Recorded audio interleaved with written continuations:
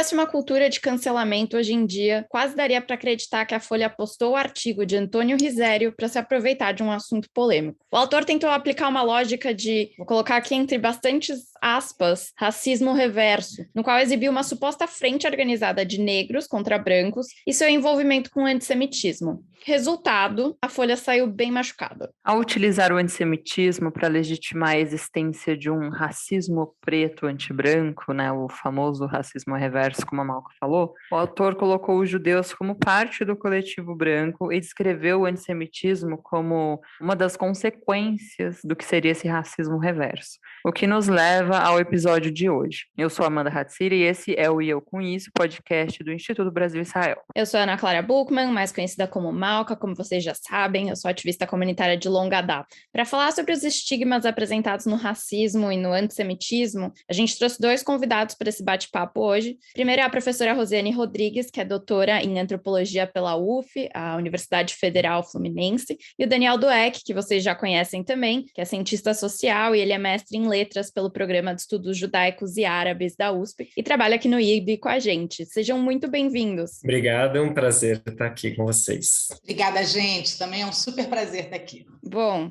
a gente já sabe da polêmica, a gente acompanhou aí alguns vários dias de discussão, né? Mas eu queria primeiro perguntar o que de tão absurdo tem no texto do Antônio Risério. Então, acho que esse é um bom ponto de partida. Eu vou pedir para a Rosiane começar. Bom, o que tem de absurdo, né, no texto? Eu acho que tem muitos.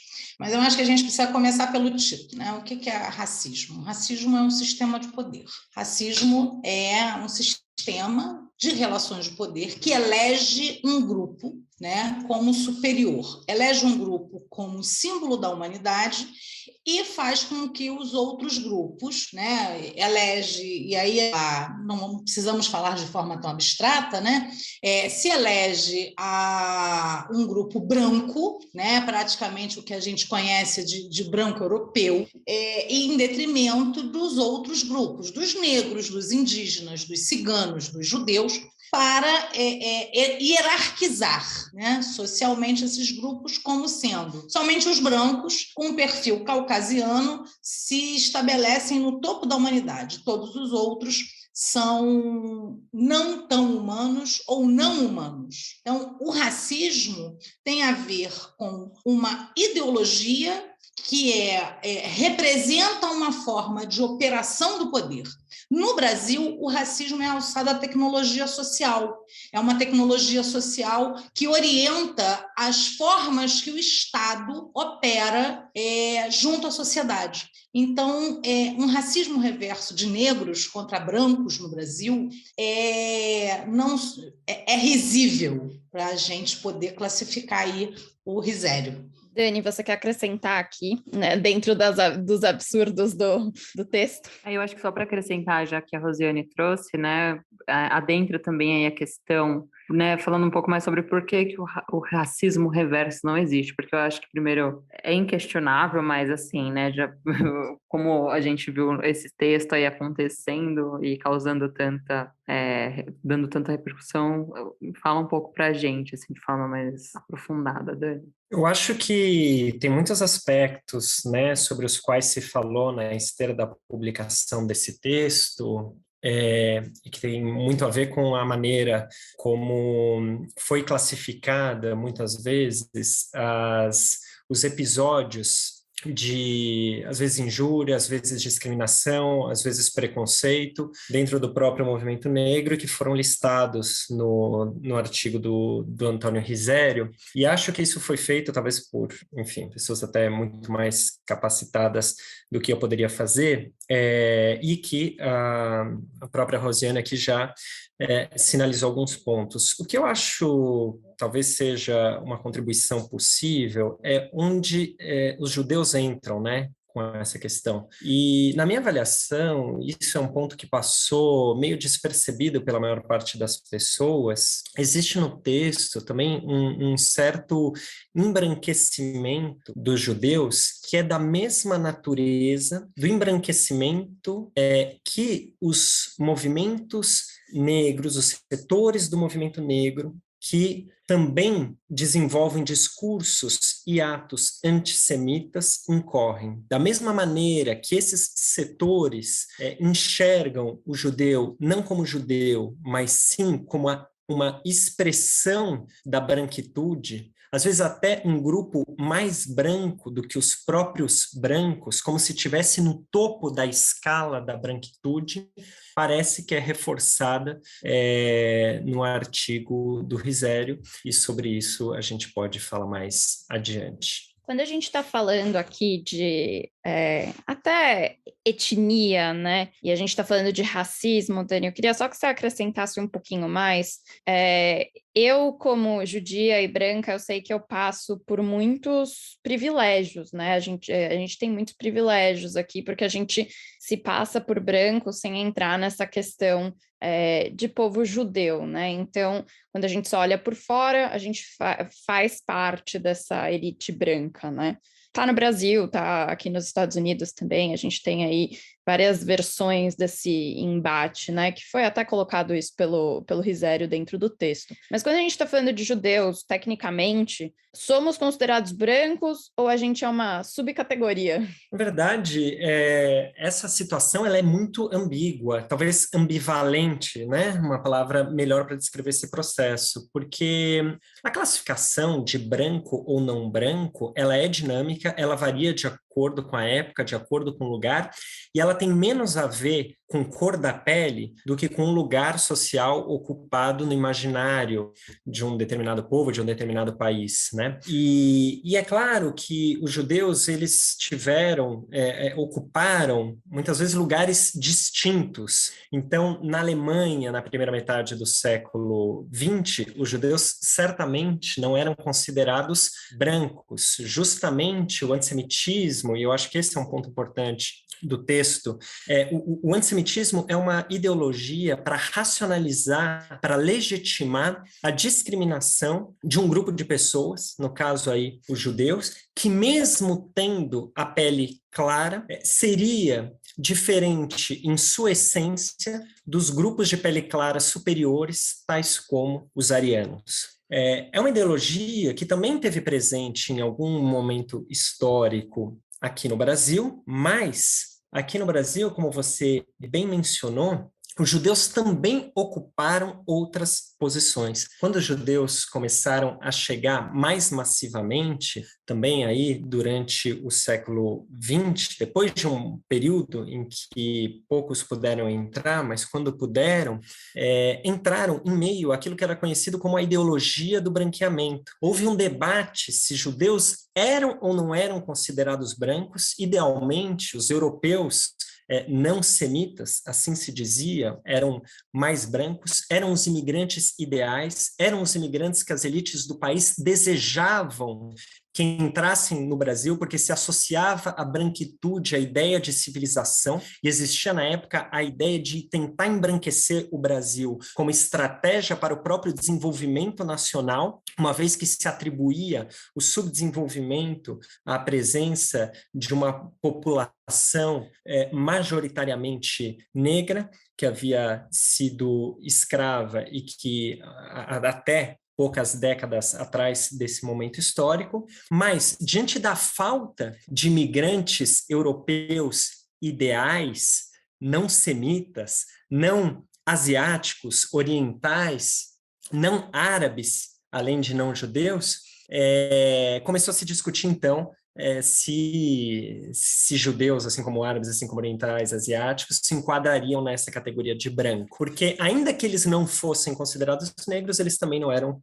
tidos como plenamente brancos, e se entendeu em algum momento histórico que sim, que esses povos poderiam vir ao Brasil nessa condição, cumprindo um certo papel nessa ideologia do embranquecimento, ainda alguns membros dessas elites considerassem esses povos inassimiláveis, o próprio ideal de miscigenação da época.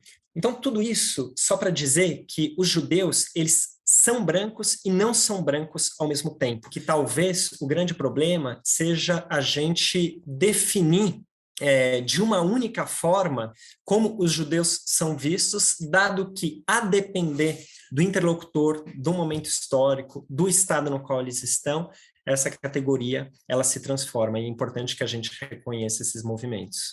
Sim, eu acho tudo muito relevante que você trouxe, Dani. E para passar aqui a palavra para a Rosiane, queria que você comentasse, Rosiane, qual que é a diferença, assim, entre racismo e antissemitismo, né? Explicasse como se dão esses dois processos na sociedade, porque a gente às vezes observa que o antissemitismo parece que perde um pouco a legitimidade justamente por essa associação, né, dos judeus à branquitude, né? Hoje a gente já tem debates muito, enfim, mais abertos, e eu acho que, enfim, ainda tem que muito avançar em muitos aspectos quando a gente está falando de racismo, né? Eu acho que a gente ainda não conseguiu, né, alcançar um patamar de ter uma sociedade que realmente seja antirracista, mas eu também acho que a gente também acaba vendo que o antissemitismo, por essa associação à branquitude dos judeus, acaba sendo deslegitimado, né, quando acontece. Então, aquela coisa, não é antissemitismo porque judeu é branco, então o judeu não sofre opressão por esse motivo. Então, eu queria que você comentasse um pouco sobre isso, Rosiane. Bom, primeiro que essa é uma questão que dá uma tese de doutorado ou uma dissertação de mestrado, né? E seria até muito importante que a gente tivesse uma produção nesse sentido. Primeiro porque nós não temos, eu particularmente, né, como pesquisadora de branquitude, acho que branquitude e judeu não cabem na mesma frase, né? Entendendo que branquitude está diretamente relacionado a um projeto supremacista, a um projeto de poder supremacista branco, né? Então, assim, eu gosto muito de pensar, né, que é uma frase célebre do Kabengele Munanga, que vai dizer que muito branco no Brasil só é branco no Brasil. Então, assim, a gente tem uma característica fundamental que o Daniel já trouxe aqui, que é uma política de embranquecimento, né? Que é essa política que previu não só o embranquecimento da população no tom da pele, e nesse sentido a gente tem uma política que não deu certo, né? Porque a gente tem aí 54% da população brasileira de negros, mas não só na cor da pele. A política do embranquecimento ela está diretamente relacionada aos modos de vida da população brasileira, né? Nós temos aí um caráter bastante interessante, né? E é preciso que a gente tenha em mente que uma coisa é a política de Estado, né? E a política de Estado sempre fez diferença entre os imigrantes europeus e os imigrantes judeus, até porque os judeus eram tidos, assim como os orientais, né, os japoneses e os chineses, eram tidos como que não se misturavam à população, né? Não eram pessoas que não eram grupos que seria possível uma mistura que desse cabo de clarear a população, né? Exatamente pelas práticas, né, religiosas, políticas, enfim. No entanto, evidentemente, que tanto o Daniel, quanto a Malca, quanto você, né, com o fenótipo que vocês têm e com o nome que vocês têm, uma coisa é o Estado, como o Estado olha a comunidade judaica, as comunidades judaicas no Brasil, e como a própria sociedade, como a população, olha para vocês. Então, quem não tem nenhuma socialização com as discussões étnico-raciais, evidentemente vai olhar para você e vai dizer, vocês são brancos, né? E, nesse sentido, vocês não sofrem a discriminação estatal que os negros sofrem, né? Não existe uma política, né, de perseguição à comunidade judaica no Brasil. Nunca se estabeleceu, né, a não ser uma certa discriminação em concessões né, de passaporte e de visto para chegar como imigrante no Brasil, mas a gente não tem uma política, por exemplo, como a gente tem a polícia militar, que tem no Brasil inteiro, que tem uma orientação de que um menino negro de mochila nas costas, ele é necessariamente suspeito. Né? Então, assim, essa política ela não foi aplicada contra a comunidade judaica. Só que a gente tem, né, e eu gosto muito do que o Daniel diz em relação a isso, porque a gente tem questões que são muito relacionais. Né? E branco não está necessariamente, não é uma característica estática. A questão de vocês é como se vocês se comportam em relação à branquitude, em relação ao projeto de poder supremacista branco, que elege um ideal de humanidade ao qual os judeus, não estão inseridos, exatamente por todo o contexto antissemita que os projetos supremacistas brancos contêm na sua base, no seu alicerce ideológico. Né? E isso é uma coisa que a gente está olhando, por exemplo, agora. Né? E aí pensando no que o Michel German trabalha como o judeu imaginário. Hoje, né, a ideia de judeu está diretamente relacionado a um projeto beligerante, a um projeto fundamentalista cristão que está em disputa entre o que é o verdadeiro judeu, e aí, assim, o que é o verdadeiro judeu, hoje o judeu está diretamente relacionado ao projeto supremacista cristão, alicerçado no fundamentalismo cristão, que incrustado nas favelas do Rio de Janeiro e em várias outras favelas. Então, é possível, né, e eu gosto quando o Michel traz esse questionamento para a gente, porque isso demanda, né, eu acho que isso demanda um mergulho, né, da população, de nós como pesquisadores, das nossas comunidades, um mergulho no entendimento de como essas relações raciais no Brasil se constituíram, de forma a você hoje ter um projeto de domínio territorial nas favelas do Rio de Janeiro, de domínio armado dos territórios no Rio de Janeiro, intitulado Complexo de Israel, e trabalhado com a ideia de que, né, esse traficante e os traficantes e os milicianos que operam esse projeto, que na verdade não é mais um projeto, está em franca execução, se colocam como os verdadeiros, se colocam como o povo eleito, como os verdadeiros judeus. Então, hoje, nós temos aí, né, e essa ideia, né, e a gente não pode esquecer, né, que nós não estamos, quando nós estamos falando de traficantes, quando nós estamos falando de grupos armados, a gente não está falando necessariamente de pessoas brancas, do ponto de vista fenotípico. Então, hoje, nós temos um cenário tão complexo, aonde a gente tem um projeto supremacista branco que opera a identidade, que opera a partir do fenótipo negro, uma identidade judaica imaginária que é beligerante, que é usada para a disputa de domínio dos mercados ilegais de drogas e de armas e das disputas territoriais nas periferias das grandes cidades. Então, a gente tem pensar, né, Risério traz para a gente que nesse cenário, com o artigo do Risério, parece ter a profundidade de um pires, porque, ainda que ele coloque, né, que o racismo do negro necessariamente alicerçado com a ideia antissemita, né, de que os brancos, né, judeus seriam...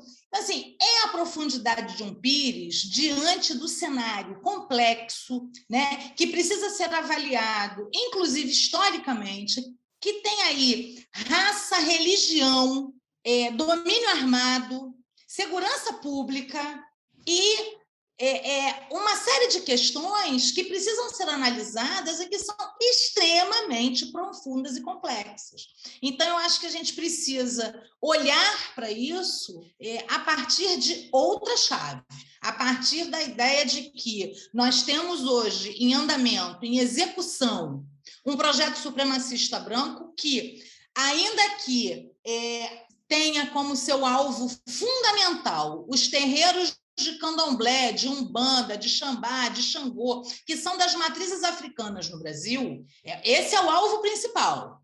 Mas hoje, os próprios judeus estão precisando disputar com os evangélicos a sua própria identidade. Então, Rosiane, você pode trazer um pouquinho mais sobre isso? Eu acho que é um tema assim, que a gente não cansa de debater um pouco, que eu acho que fala muito da nossa judeidade no Brasil hoje, né? Qual que foi esse ponto de virada dos grupos evangélicos estarem tomando e se apropriando de muito da cultura judaica? De onde que veio esse processo? Porque eu acho que a gente consegue enxergar tudo isso, mas às vezes é muito difícil entender de onde que veio. Olha, eu não tenho pesquisa nesse sentido, tá? Porque eu pesquiso outras coisas. Mas eu posso, assim, trazer algumas reflexões. Quando a Igreja Universal do Reino de Deus monta uma maquete de Israel na cidade do Rio de Janeiro e que toda a comunidade judaica acha aquilo super bonito, ok? A gente tem o templo do rei Salomão, né? Em São Paulo. Aqui em São Paulo a gente tem um templo do rei Salomão, gigantesco. Pois é. Então, assim, no momento em que a comunidade judaica corrobora, né? Então, assim, nós temos um cenário, eu da Igreja Universal do Reino de Deus, não que eu pesquise evangélicos, né? O meu trabalho ele é muito voltado para as formas, né, de violência contra os terreiros, pais e mães de santo, e o assassinato de pais e mães de santo. Evidentemente que eu precisei entrar na seara dos neopentecostais e dos fundamentalistas cristãos para entender a causa disso. Então, a gente vai ter aí um processo de configuração de um projeto supremacista. A Igreja Universal, ela conseguiu, né? E essa é a teoria que eu desenvolvi na minha tese de doutorado. A Igreja Universal conseguiu alinhar, né, a ideologia supremacista da Ku Klux Klan com um projeto de Goebbels, do Terceiro Reich. Quando a gente está falando de igreja eletrônica, nós estamos falando do projeto de Goebbels. Não tem... mas isso aí é uma incongruência histórica. A gente está falando de Goebbels em 1933 e a Igreja Universal do Reino de Deus surge na década de 70. Ok, mas se a gente for fazer uma comparação, ainda que muito rasa, das ideias defendidas por Goebbels e a prática midiática das igrejas fundamentalistas cristãs, nós vamos ver ali, inclusive, né, essa difusão de fake news. Fake news, gente, nada mais é do que algo que estruturava o pensamento e a prática de Goebbels, que é uma coisa que a gente precisa botar o dedo nessa ferida, né? Quando você vai olhar, em 2017, eu fui chamada no Ministério Público Federal em Brasília, porque o Ministério Público Federal de Brasília estava querendo proibir o livro do Edir Macedo, Orixás, Caboclos e Guias. Eles queriam ouvir a opinião de um pesquisador sobre esse sentido. E eu a partir disso, conversei com Michel German, eu e Michel German e Marcos Rezende, que é uma liderança do movimento negro de Salvador. Publicamos um artigo fazendo exatamente a comparação do livro do Edir Macedo, Orixás, Caboclos e Guias, Anjos ou Demônios, e o Mein Kampf, de Adolf Hitler. O Orixás, Caboclos e Guias propõe que os Exus, né, as pombagiras, as entidades de matriz africana, elas são a origem de todo o mal da sociedade brasileira. E esse livro opera no sentido de propor o extermínio não só dos terreiros, mas também das pessoas, porque a gente não pode esquecer que os Exus, as pombagiras, os caboclos, né, a Iemanjá, Xangô, eles incorporam nas pessoas. Então, o livro tem expressamente: pise na cabeça do Exu, destrua o terreiro. Isso está lá, gente. Isso está lá, e isso, a linguagem é outra, mas o objetivo entre o Mein Kampf e o Orixás, Caboclos e Guias é o mesmo. Vocês me desculpem, mas esse nível de a gente ficar relativizando projeto supremacista, ficar relativizando racismo, ficar relativizando práticas neonazistas, é o que fez com que a gente chegasse aonde a gente está. Né? Então, a gente, inclusive, chegamos a uma conclusão, inclusive, isso foi um ponto defendido por mim, pelo Marcos Rezende e pelo Michel German, de que não deveria ser proibido o livro do Edir Macedo, da mesma forma como não foi proibido o livro do Adolf Hitler, porque isso faz com que gere um interesse maior. Mas essa não é a discussão. A discussão é que nós temos aí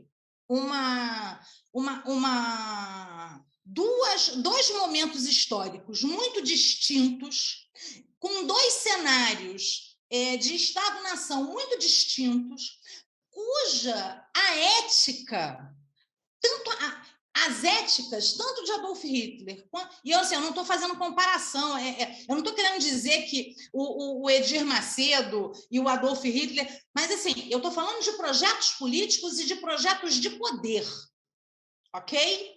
E quando a gente está olhando hoje, gente, quem elegeu o Bolsonaro foram os fundamentalistas cristãos, amparados grandemente pela Igreja Universal do Reino de Deus. Quem inaugura a prática da lavagem de dinheiro, do tráfico internacional de drogas e do tráfico internacional de armas e do tráfico internacional de pessoas, isso quem está dizendo não sou eu, é o Ministério Público Federal desse país, é a Igreja Universal do Reino de Deus, gente. Então, nós não estamos diante de coincidências aleatórias. Nós não estamos diante de questões... Porque, olha só, há 30 anos, quase 40 anos, os terreiros estão dizendo que eles estão sendo apedrejados, que eles estão sendo invadidos, que eles estão sendo alvo de atentados. Mas é terreiro. O racismo no Brasil jamais permitiu que terreiro e que povo de terreiro fosse alçado à condição de cidadão. Mas hoje nós temos um recrudescimento terrível do feminicídio. Nós temos um aumento enorme dos assassinatos da comunidade LGBTQIA+. E hoje nós temos, segundo o que eu converso muito com o Michel German, com o Daniel, e que eu tenho acompanhado, a comunidade judaica está tendo que disputar com os evangélicos a identidade judaica.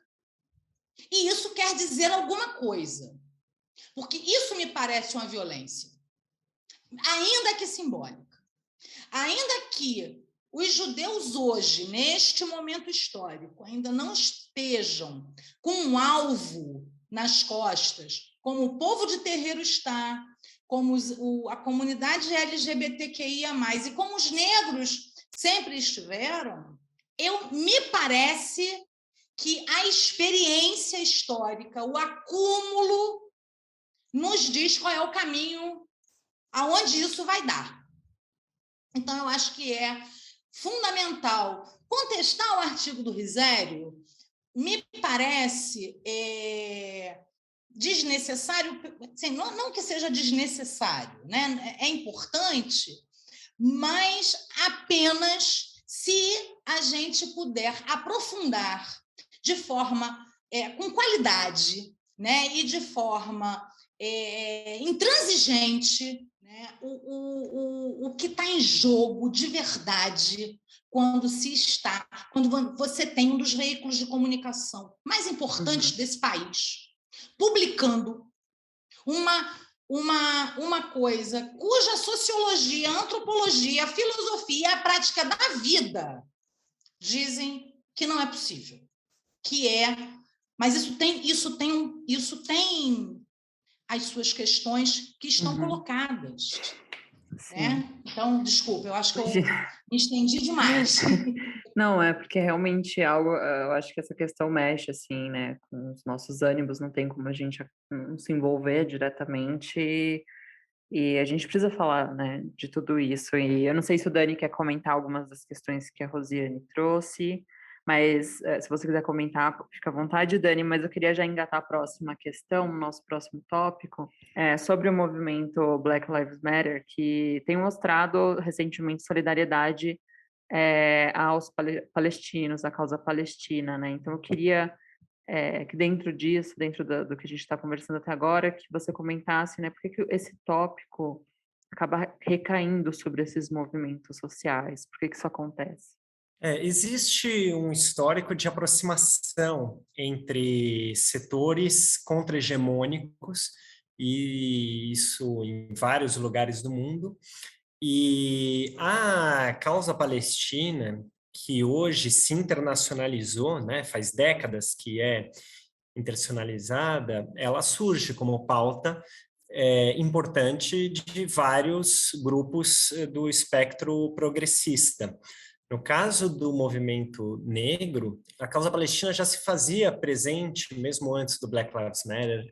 A gente pode citar aqui um caso super emblemático dos Panteras Negras, né? O movimento dos Panteras Negras sempre teve o apoio a bandeiras palestinas e até a gente pode dizer o antisionismo como um de seus pilares importantes ao se colocar publicamente, etc. e tal.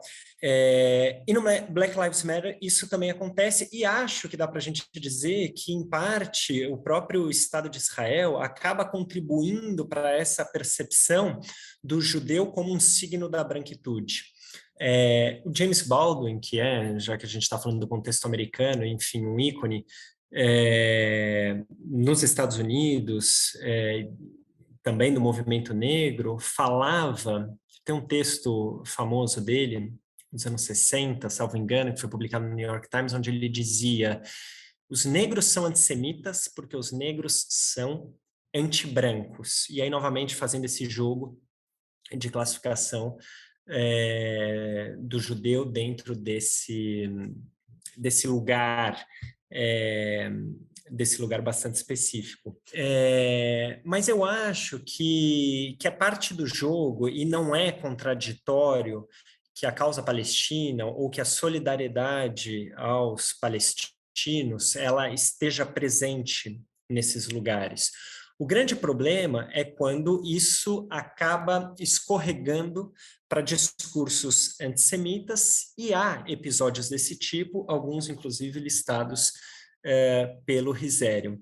A única coisa que eu diria em relação a isso é que, e aí parafraseando um pouco o Baldwin, não acho que dê para dizer que os negros são antissemitas porque os negros são antibrancos, parafraseando o Baldwin ou o Risério, porque eles estão aí, nesse caso, falando a mesma coisa. No caso dos negros antissemitas, eles são antissemitas porque eles são não judeus. Vou explicar. Mesma coisa no caso do racismo na comunidade judaica. Não se trata de uma espécie de resistência, né? Porque se a gente coloca nesses termos, parece que há aí uma resistência. Mas o racismo na comunidade judaica tem a ver com o fato dos judeus terem a pele clara. E por terem a pele clara,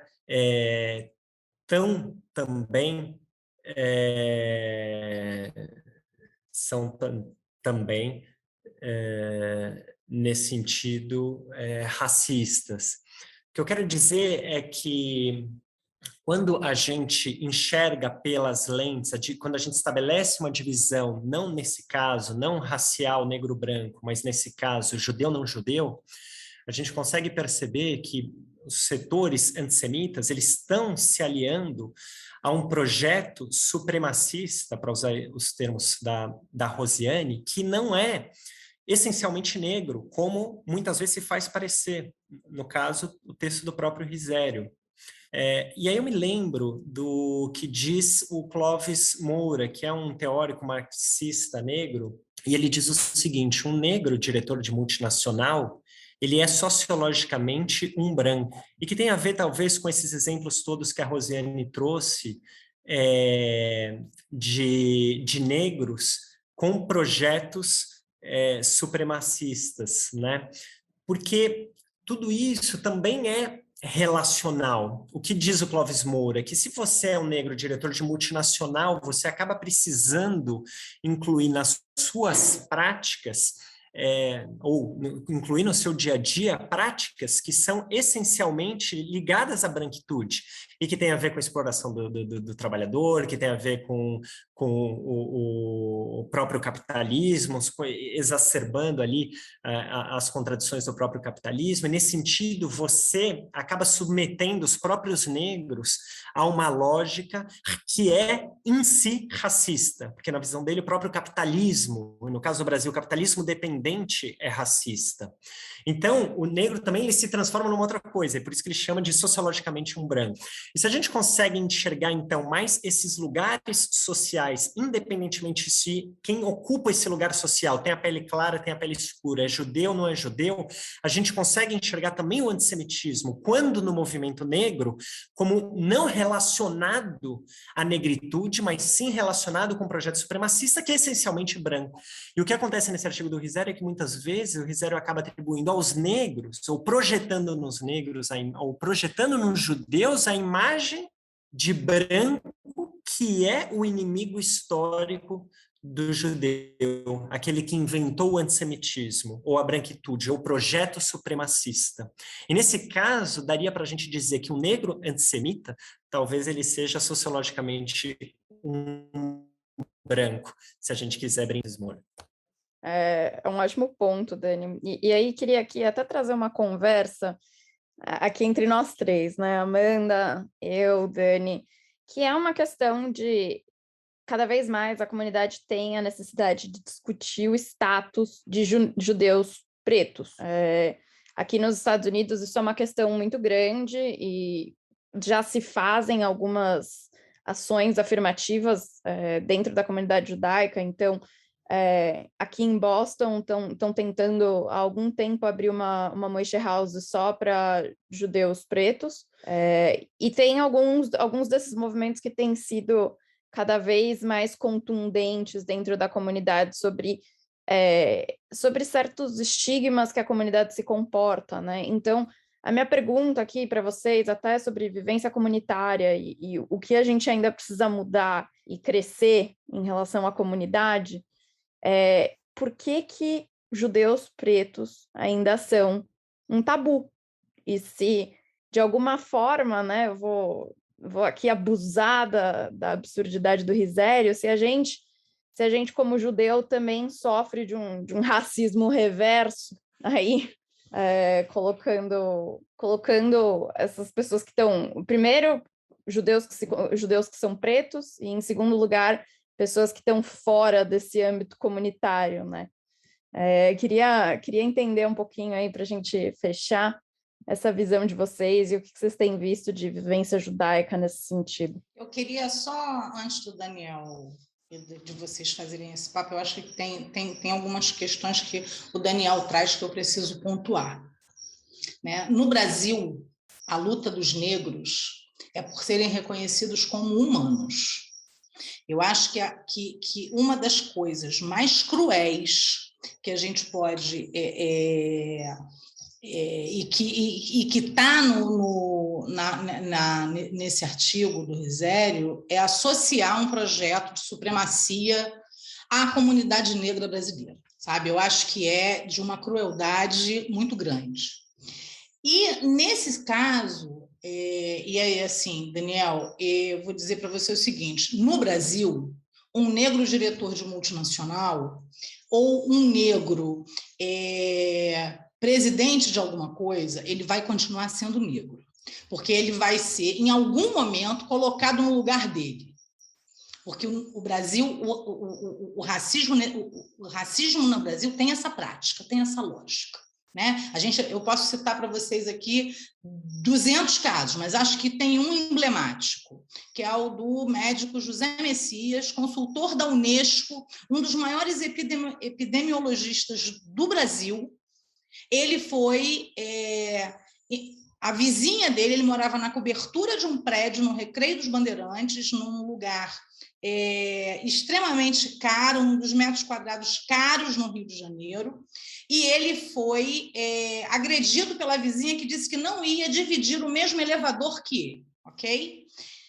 Existe uma outra questão que eu acho que a gente não pode perder de vista, que é o auto-ódio. Né? Nessa questão, eu não concordo com o Clóvis Moura de dizer que o negro e que alça, que tem algum tipo de mobilidade, ele é essencialmente um branco. Ele é um negro que se odeia. E eu acho que a dimensão do auto-ódio que está... Né, Fanon já está falando isso para a gente, né, e a gente também tem... A ideia de que esse embranquecimento, que esse racismo, que essa política pública do embranquecimento, ela promoveu uma forma de auto-ódio potente entre os negros no Brasil. Isso é uma questão que a gente precisa olhar com muito cuidado e com muito zelo. Né? Porque senão a gente começa a achar que negro pode ser racista no Brasil, e não pode, do ponto de vista das relações de poder, nem mesmo do ponto de vista da mobilidade social. Né? E acho isso importante, né?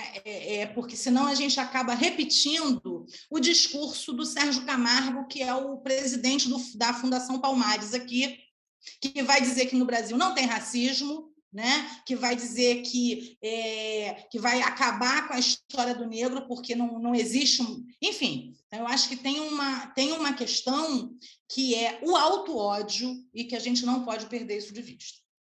É super importante, Rosiane, que você fez essa pontuação, e até vale mencionar, Clóvis Moura está escrevendo isso no final dos anos 80, num momento em que até algumas das discussões não estavam em pauta, e com esse viés marxista, né, que às vezes coloca a luta de classes acima das questões identitárias, muitas vezes.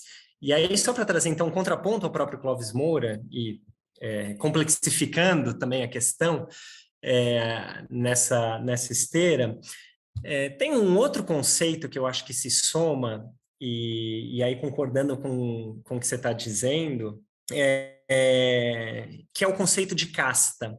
Recentemente, a Isabel Wilkerson escreveu um livro que foi traduzido para o português, chamado justamente Casta, Origens do Nosso Mal-Estar, onde ela prefere que a gente se refira, prefere usar o conceito de raça em vez do o conceito de casta em vez do conceito de racismo, justamente porque a casta ela traz uma certa imobilidade independentemente da tua mobilidade socioeconômica. E aí, fazendo eco a isso, não importa se você é negro ou você poderia dizer judeu, ou você poderia dizer qualquer coisa, ela faz uma comparação justamente entre a experiência negra norte-americana, a experiência dos judeus na Alemanha nazista e a experiência do sistema de castas indiano. E ela diz, não importa, você pode ascender socialmente, mas você vai continuar sendo aquilo que se é. E aí, então, esse conceito iluminaria justamente a impossibilidade de você sair aos olhos dos outros dessa condição inferiorizada, né? No sentido de que sempre vão te lembrar de quem você é. Então, de jeito nenhum, não discordo de você, Rosiane, e acho super importante que você tenha chamado a atenção também para a especificidade do contexto brasileiro, que muitas vezes se esquece, né? Que a judeidade e a negritude, elas não são contraditórias. Não se trata de uma contradição de termos, muito pelo contrário. Aqui no podcast vocês já entrevistaram em Emblemático, e dá para dizer, aqui no Brasil, são milhares de pessoas que se identificam como judeus e como negros, e tem uma vivência bastante específica, porque, como aos olhos dos outros, muitas vezes isso é uma contradição, o que eu tenho percebido é que, para muitos judeus negros, a judeidade é colocada em questão quando eles estão em meio a judeus brancos, e a negritude é colocada em questão quando eles estão em meio aos negros, como se a judeidade os embranquecesse e a negritude os desjudaizasse, se a gente pode falar de maneira muito breve e grosseira sobre essa experiência. Mas acho que quanto mais a gente puder trazer à tona essas experiências, se a gente puder chamar, sei lá, contra-hegemônicas ou menos conhecidas, a gente ajuda a complexificar o debate, trazer dimensões que muitas vezes não estão no nosso horizonte e relativizar os nossos próprios preconceitos. Sim, eu acho que vocês trouxeram pontos bastante relevantes, assim, eu acho que às vezes a gente falta, né, construir mais espaços onde essas questões sejam trazidas, assim, na própria comunidade judaica. Eu acho que o IB, nesse sentido, tem feito um trabalho maravilhoso, né, de abrir essas discussões, de discutir essas pautas, né, que às vezes a gente não encontra espaço para serem discutidas na comunidade judaica, porque até pouco tempo atrás, né, o judeu negro, ele era colocado nesse lugar até de um pouco de fetichização, assim, então algo distante, algo que não faz parte, que não está no nosso meio. Então é o judeu etíope, é algo que não existe aqui, que está longe. E cada vez mais, o Dani falou, né, acho que as pessoas estão conseguindo se identificar. Enfim, no Brasil a gente tem essa questão, né, de que a gente se autodeclara, né, quando a gente está falando de etnia, e trazendo a questão da Rosiane falando sobre auto-ódio, né, acho que ainda tem muita gente que não consegue, né, se enxergar nesse lugar, sem enxergar uma contradição, né, então o que eu sou? Acho que é muito uma coisa, assim, do brasileiro, né, de ter essa crise, assim, de identidade, essas identidades efenizadas ou contraditórias, de se ver num limbo, né. Então acho bastante relevante essa nossa discussão de hoje. Rosiane, você quer colocar mais alguma coisa? Acrescentar mais alguma coisa à fala do Dani? Olha, eu acho que a gente fica aqui uma semana discutindo isso. Sim, pois é. Porque Pessoal, vamos fechar que a gente está aqui bem curtinho de tempo, porque agora não cabe mais nada É nesse verdade, episódio. né?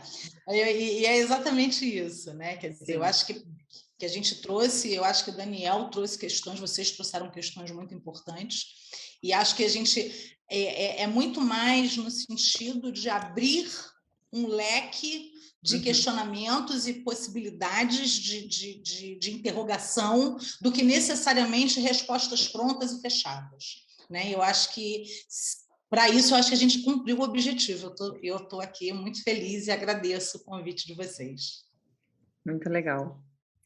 Então, eu queria agradecer, né, no nome do nosso podcast, né, do IB também. Eu acho que a conversa hoje foi, como a Rosiane falou, eu acho que ela está aí também para abrir, né, essas reflexões e colocar, né, contribuições para o tema. Então, gostaria de agradecer muito a presença de vocês e as contribuições de vocês. E para lembrar quem está ouvindo a gente falou hoje com a professora Rosiane Rodrigues, que é doutora em antropologia pela UF, e o Daniel Dweck, que é cientista social, mestre em letras pelo Programa de Estudos Judaicos e Árabes da USP e também diretor do IB. Muito obrigada pela presença de vocês. Eu agradeço, um prazer estar aqui com vocês. Obrigada, Rosiane. Obrigada, gente, foi um prazer. Lembrando que o E Eu Com Isso está em diversas plataformas de áudio, como Spotify, Orelo, Apple Podcast, Google Podcasts e também no canal do YouTube do IB. E não esquece de seguir o IB nas redes sociais. Até a quarta que vem.